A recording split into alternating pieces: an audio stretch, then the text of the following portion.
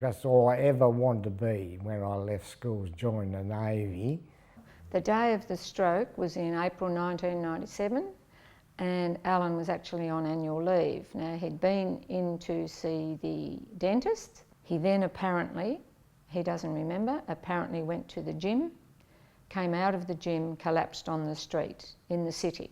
Someone called an ambulance, took him to St Vincent's, who called me at work. I went in.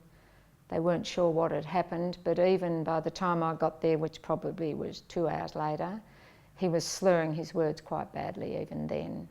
And whilst he knew me, he didn't really know what had happened to him. That evening, things got worse. They rang me and said pressure was building in his head. He'd had a hemorrhagic stroke in the cerebellum, and they operated that night on life support for 5 days. The minute he got a little bit of a swallow, they sent him to Prince Henry Hospital for rehab. I knew nothing until going over to Prince Henry and starting. He thought he was in Long Bay Jail, so he knew the area he was in. I knew it.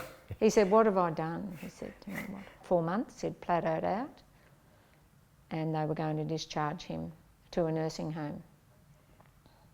I was 51, he was 54.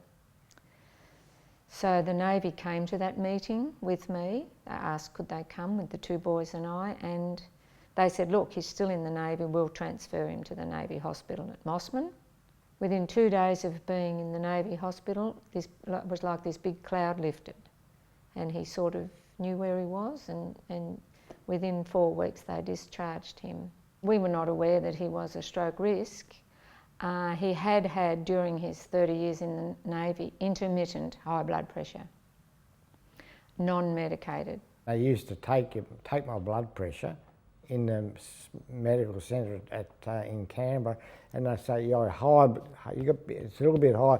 Go over in the cat shed and lay down there, and we'll do it again.